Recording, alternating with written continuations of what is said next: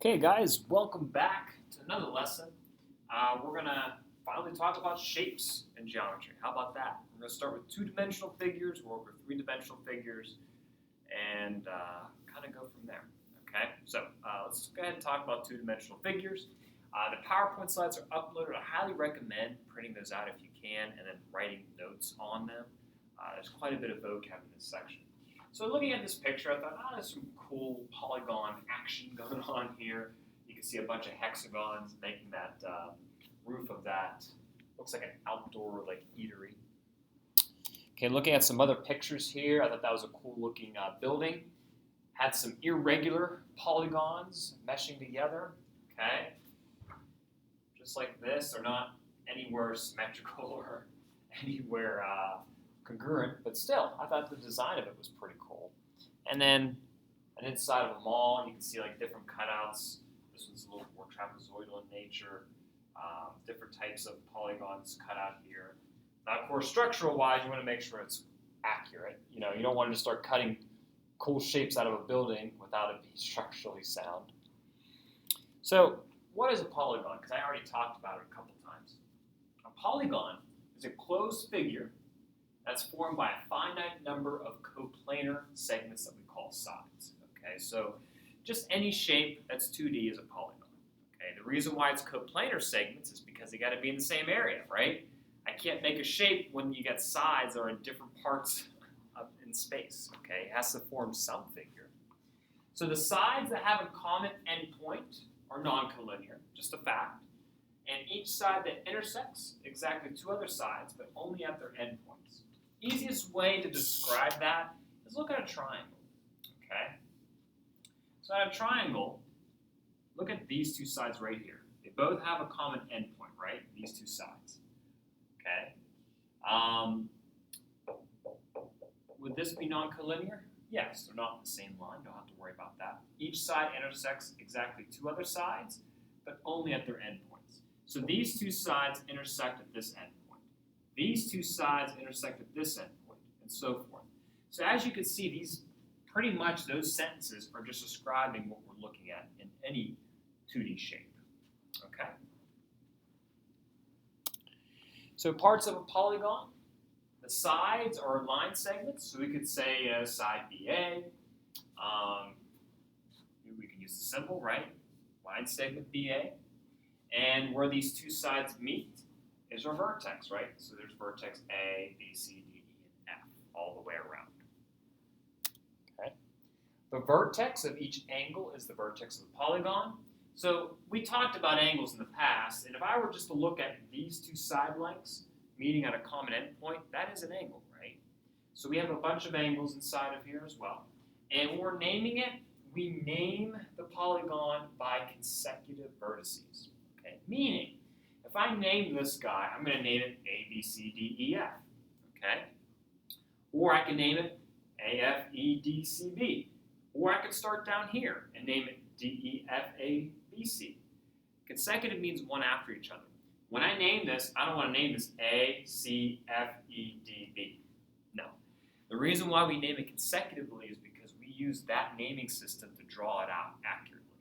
Okay, so we need to make sure we stay consistent with that.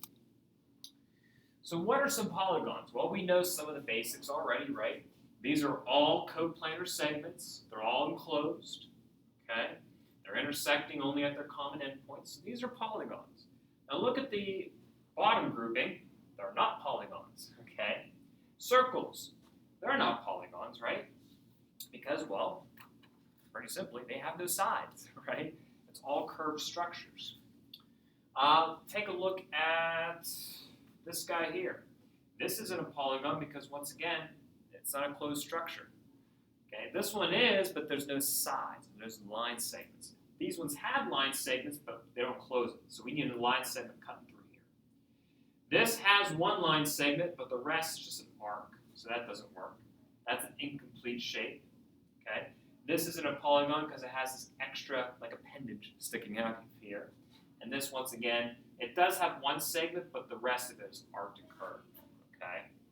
So looking at those are just examples of not having any sort of polygons whatsoever. And this is like a combination of two polygons to be technical. together it's not, okay, because they do share more than just one common endpoint. Okay, now let's describe in a little bit more detail what a polygon is. It can be concave or convex. A lot of vocab in this section. So, convex polygons, okay? If you take a look at this guy, it says here, suppose the line containing each side is drawn. If any of the lines contain any point in the interior of the polygon, it's considered concave, otherwise convex. So if you look at these three at the very top and these three at the bottom, you can notice some differences right off the bat. But here's the easiest way to figure this out. So I'm going to look at the very bottom picture real quick, okay? So if I'm looking at a concave structure, if I were to extend each side, so I'm going to extend this side, I'm going to extend this side. You see how if I extend the side lengths, they're going inside the polygon itself, okay? The shape itself looks like it's being caved into the polygon as well. That's what a concave structure looks like, okay? I can do the same thing with the other ones. If I were to extend this side length all the way across, I could see the interior of each one of those being cut through with those side lengths. Same thing here, okay? So it's like a chunk got taken out of it, right? That was a hexagon at the bottom, but a chunk got taken out. Now look at the other ones. Now a square would be convex. Misspoke. If I were to extend each one of these lines, they never cross the interior of the structure. That's a characteristic of convex polygons. Okay? Concave, if I extend the lines to go inside. Convex, they never do. Okay? That's what it means by when you hear concave or convex. Some other vocab. Okay? An equilateral polygon is a polygon where all sides are congruent, all the same measure. Equiangular, kind of like the same premise, but all the angles are congruent. Okay? Break down the word. It makes it a lot easier. Equilateral. Lateral means side. You hear equal there, so equal side. Equiangular, equal angles. Okay? So use that to your advantage to figure out what they're trying to tell you. Now, we can include both of these together. We could have a polygon that has all the side lengths that are congruent and all the angles that are congruent, okay? And we call that a regular polygon. So a regular polygon is convex in nature, it's equilateral and equiangular. Now, irregular polygon is one that's not regular. Don't you love definitions at times? Like, that really helps. But what this last statement is saying is, if it's irregular, then it's not convex, it's not equilateral or equiangular. That's just their way of stating it, okay? Still, I think it's kind of comical in a way. So we could say that any polygon that's concave is irregular. Kind of a nice conclusion, to be honest with you. If a regular polygon is convex, irregular is the opposite, so it must be concave. All right. So if we go back to those pictures, let me go back here. These would be considered irregular polygons. Okay. And think about irregular for a second. Do those look like normal polygons that you've seen before? No. Think about when you were learning shapes in elementary school. You know, when you were first learning what a circle was, what a square was. Okay, this is back in kindergarten or preschool. You know, you were looking at not these guys. Okay, you're looking more like this. Okay, you're looking at these shapes to actually decipher the world around you, not this. Okay, so that's another way of remembering what regular and irregular means. Okay. So here's an example of a regular polygon. As you can see, these congruent tick marks are showing that they're the same measurement. Okay? The blue dots are just showing that all the angles are the same there. Okay? Now, I do have a reference sheet with these on them. Okay, so if you want to print that out at home, I'd highly recommend it. So here are the regular polygons. Okay, and this is stuff, like I said, you grew up through your elementary school days learning about these shapes. Triangle has 3, quadrilateral has 4. You can break the word down, right? Quad means 4. Penta means 5, pentagon. Hexa is 6. Hepta is 7. Octa is 8. Nona is 9. Deca is 10. Okay? Now, will require you to know those ones. I mean, I think going up to 10 isn't too bad. I'm not asking you to go past 10 sides. Now, the irregular ones are down here. Now, notice, we're still calling them these names. The only adjective we're adding to it is irregular. So, for instance, this quadrilateral doesn't look like the square that we're used to, and all the angles are not congruent, and the side lengths aren't congruent. This triangle is irregular because, once again, the angles are not all the same. Now, a regular triangle, if all the angles are the same, it must be all, 60 degrees, right? 180 in a triangle. This is a heptagon, which does not look like this guy whatsoever, all right? But it still has 7 sides, okay? Still has 7 angles. So it still classifies as a heptagon. We just call it an irregular one. This one is a regular one because all the sides are the same and all the angles are the same. So there's a big key difference between those two. Some key differences, I should say. Okay, so let's go ahead and practice it a little bit. So for example 1, we're going to classify the polygon by number of sides. We're going to tell if it's concave or convex, and if it's regular or irregular. Okay? Let's take a look at the star. And pause the video, okay? Try and figure this out for yourself, and then see what the answer is.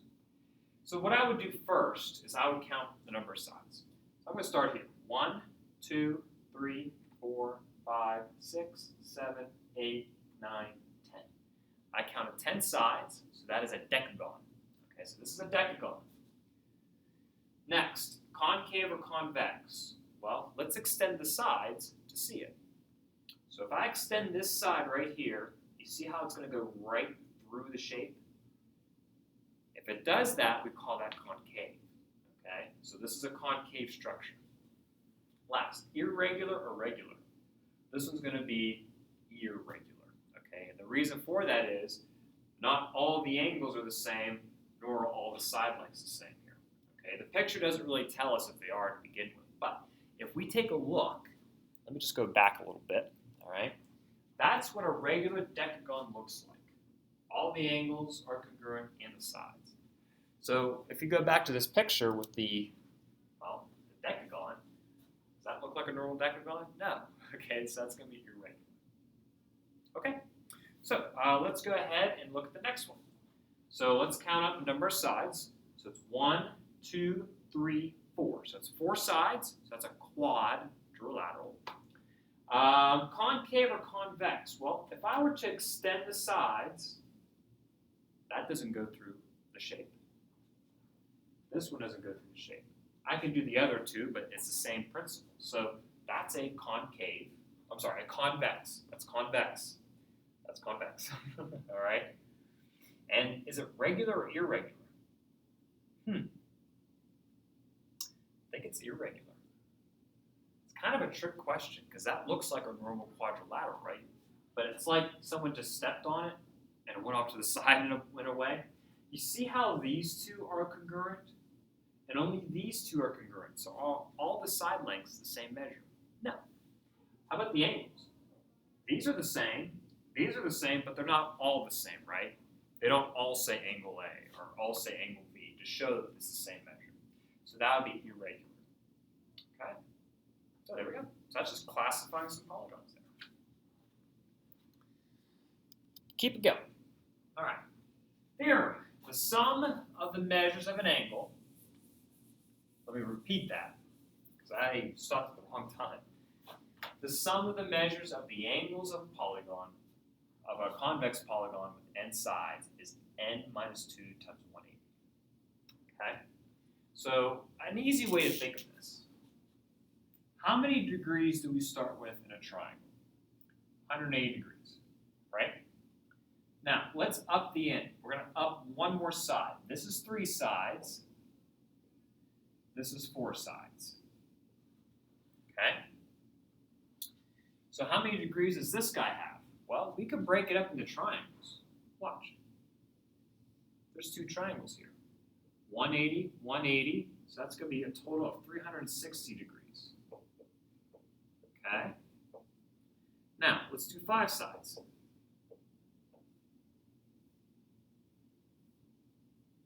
Okay? So that's a pentagon, right? Well, I think I could probably come up with what? 1, 2, 3. There's 3 triangles I can create in this guy. So I'm going to do 180 and a 180 and then another 180, right? So what's that going to be? I think what, 540 degrees? So if we're talking about how many degrees a convex polygon has, the formula was n minus 2 times 180. N is your number of sides. If I plug 3 into here, 3 minus 2 is 1. 1 times 8 is 180. Isn't that what a triangle is? Now what about this guy? I got 4 sides, right? 4 minus 2 times 180.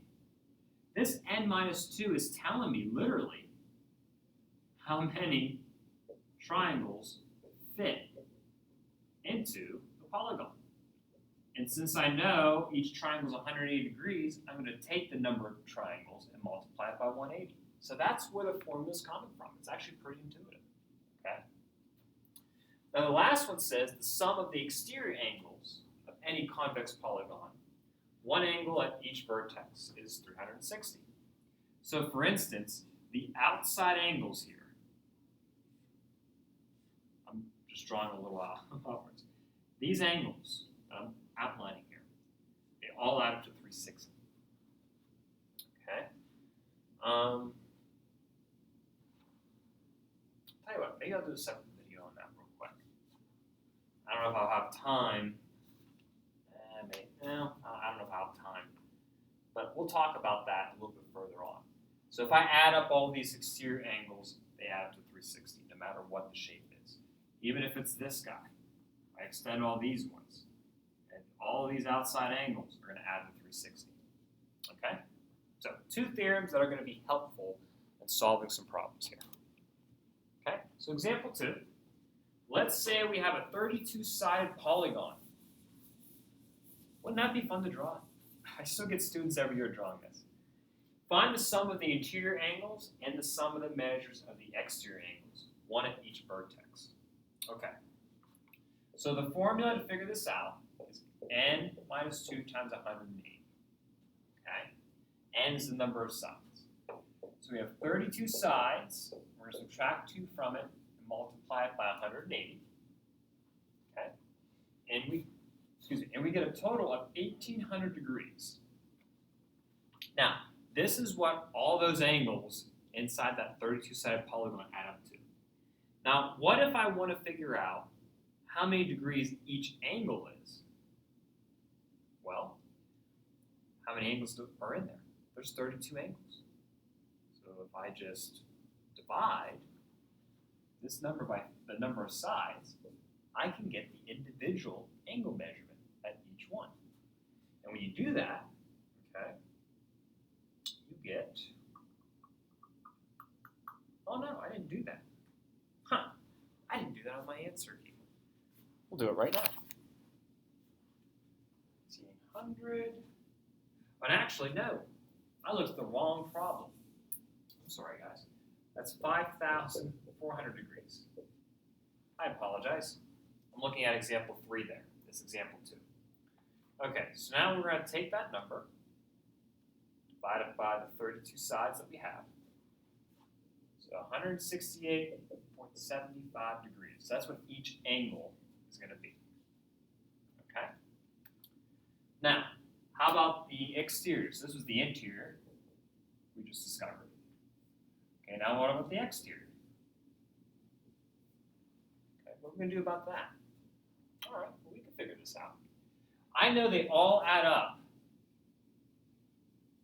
to 360 degrees. That's what the theorem tells us. Okay? So to get each one individually, well, wouldn't I divide it by the number of sides again, right? So if I take 360, divide it by the, 32 sides? Well, actually, no, I'm sorry. Let me take that back. I'm sorry. I apologize. Mine's not working right today. If the inside is 100 168.75 degrees. What's the outside going to be? The exterior angle for each one. Okay, that's what we're going to do. I'm so sorry, guys. You can tell it's the end of the day for me. The 11.25 degrees. Okay? That's what it is. I apologize for that. In my head, I don't know why I was thinking, oh, just keep dividing. No, you don't keep dividing. Okay? So, example 2. Not too bad. Okay? Find the total, which isn't difficult to do. And then define each individual one divided by the total number of sides. And you'll figure out what the individual angle measurement is. The reason why I'm allowed to do that is because this is just a regular polygon. Okay? If it wasn't a regular polygon, I can't do that because all the angles are different lengths. So it's not going to work out for me. Okay? Example 3.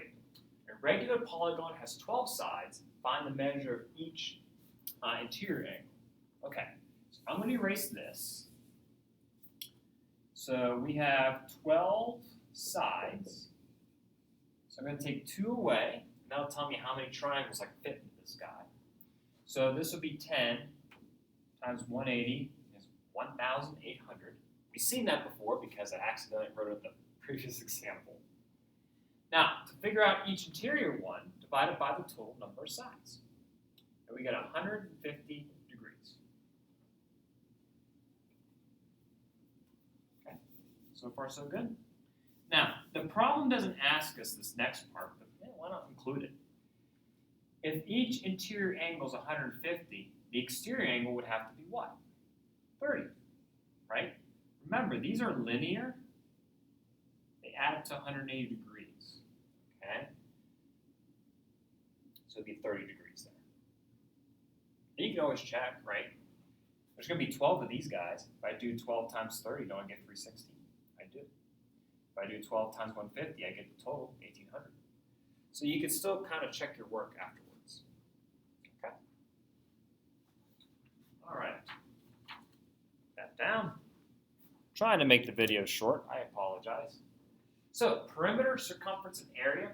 These are formulas you should be familiar with by now. Okay? We're just going to do some practice with them, and then we're going to put them together on a coordinate plane. All right? So square, the perimeter is just all the sides added up, or just multiplied by 4 because a square has all equal sides. To get the area, you multiply length and width. Area of a rectangle, same thing. The perimeter, double the length, double the width, and add the values together. Triangle, it's half your base times your height. Perimeter, add all the side lengths up. The reason why it's half your base times your height there is just what? Half a square, right? Isn't that half of this guy? If I take half of the square, I think that's pretty much a triangle, right? So that's where this comes into play. Now, one thing about height. Remember, a true height is always perpendicular to the base. And we know that by the 90-degree angle that's listed there. So if you don't have a triangle that has or a right triangle, if they don't state that for you, you can't use that as the height no more. If it's one of these types of triangles, okay, where it's not indicated, then you might have to find the height yourself by creating an altitude. And that we'll discuss that more in the future, but I'm always going to give you the height. And then the formula for circumference, which, if you remember, circumference is how far did you travel around the circle or the perimeter. And then there's the area for it, pi r squared. Okay? Alrighty. So let's try this guy out. So we're going to find the area of this circle. And we're going to find the area of this triangle. Just some practice with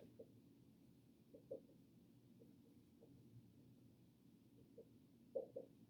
Okay? So, area of a circle, we'll do that one first. Area is pi r squared. So pi, now the radius is half of this guy. The diameter is the whole thing. So that's going to be 3.1 squared. So 3.1 squared times this. Now I'm going to show your answers in two different ways. Okay, the first one, if I do not multiply pi through, I can say it's 9.61 pi squared centimeters. This is one way to write your answer, and this is in terms of pi. Okay? It's kind of weird. Why don't I multiply by pi? Well, this is more of an exact answer. I know pi is irrational. It's going to go on forever. So if I multiply these two together and I round, that's kind of getting a little bit away, accuracy-wise, with the real answer. Not by much, but still. So a lot of times they'll say, hey, write in terms of pi. And what we could do, depending on your calculation and the problem, pi could cancel out with certain things. So by leaving it like this, we're opening up to a lot of different opportunities, and it's better for accuracy. Or we could multiply together still. We get 30.2 square centimeters for the area. Okay? And this is a rounded answer. So this is rounded. This is more exact because we didn't put pi through it. Okay? Now over here, my area is half my base times my height. Now what's the base going to be? Well, I'll let you know, but in this case, it's going to be half of this. So this is 5.1, this is 5.1. Okay? From what we're looking at here. So if my base is 5.1, I'll multiply it by half. My height is this guy, which is 8 inches. Okay? So multiply those together, and I get 40.8 square inches for that guy. Okay? So just quick review of, formulas for you. Okay? And this might be a little different, but two ways of writing this. Okay? And I see a lot of standardized testing keep things in terms of pi too. It's been more and more popular, I think, coming up, so it's just good to have. All right. All right, guys, so last problem. We're going to put everything together. So let me erase this. And this is the problem most students dread. Okay? And I'll tell you what, this marker, I don't think is going to last. Let me get a different marker. There we go. So it says here, find the perimeter and area in a coordinate plane. So we're going to find the perimeter and area of a triangle with those vertices. So I'm going to do a rough sketch. So let's see, -1, 3, so this is P. Let's see, negative, everything's negative here. -3.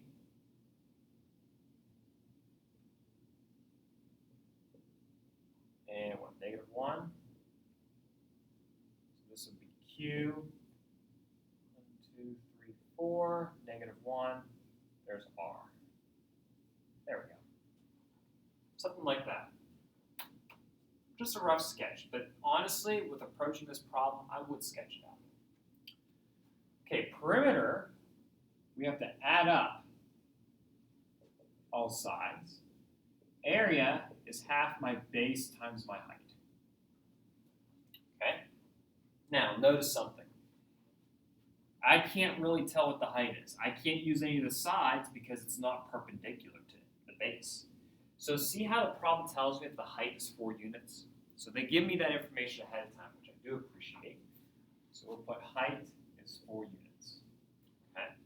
Now, how am I going to figure this out? Well, if I look here, see from Q to R, see that distance, that's a goofy looking bracket, hold on. I can't make the bracket. We'll just put squiggle marks. End of the day, I'm kind of getting burned out a little bit, sorry. So I can count how far I am going from Q to R because it's a horizontal line. Okay? So when I do that, I get 7. Okay, 1, 2, 3, 4, 5, 6, 7. Now, the distance between these guys, I can't count anymore. So how am I going to figure it out? Well, distance formula. We just did a whole lesson on it. So let's do that. So the distance from P to Q. Let's plug that in. So let's subtract the x's first. Now, let me go ahead. I'm going to write the coordinates up here so I can reference to it.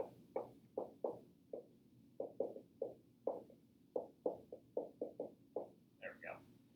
So let's see, the x's for p to q would be what? -3 minus a -1 squared, and then -1 minus 3 squared. There we go. Okay. So let's see. This would be a -2 squared. This guy would be a -4 squared. So -2 squared is 4, -4 squared is 16. So it would be square root of 20. So I'm going to put that over here. Square root of 20. That's the length of that guy. Now I need the length from what? P to R. So let's see, that's these guys. So subtract the x's. So that's going to be 4 minus a -1 squared. Subtract the y's, -1 minus 3 squared. So simplify this guy and get 5 squared. This guy over here is -4 squared. So we get what? 25 plus 16. Square root of 41. The distance of that guy. Now notice something. I did not put this in the calculator yet. I'm actually going to have the calculator hold those values for me, so it's a little bit more accurate instead of rounding each one of these measurements. So the perimeter is going to be 7, right? Plus, oh, I have 2 plus signs there. Plus the square root of 20, plus the square root of 41. Okay? So I'm actually going to type that all into my calculator. And the perimeter is going to be roughly 17.9. And I'll tell you, I don't have measurements here. We'll just say units. 17.9 units. Okay? Now, area, half, the base, which I'll say is 7, my height, which is 4. Okay, so here's my base. My height, which would be here, which would be 4. The problem tells me that already. So 7 and 4 is 28. Take half of it, you get 14 square units. That would be the area of this guy. Okay? Now, this is why I say students hate this problem. Because it involves distance formula. Yes, it's a little bit of work, but it's not a bad problem. It takes a little bit of time. You guys can do distance formula stuff. So I did go through that section a little bit quicker, and I apologize, but you can always pause the video to follow along with that. So if I had to calculate area or perimeter in the coordinate plane, distance formula could be something I'm using. Unless it's a horizontal or vertical line, then you can just count how many spaces that you're between those 2 points. Okay? And that's it, guys. That is two-dimensional figures. That's a lot of information being thrown at you, a lot of vocab. So, look through the video again, look at the PowerPoint slides, okay? And this is what we're going to be practicing with the next 2 days. So don't be afraid to ask questions. But until next time, guys, have a good day, and I will see you all in the next lesson.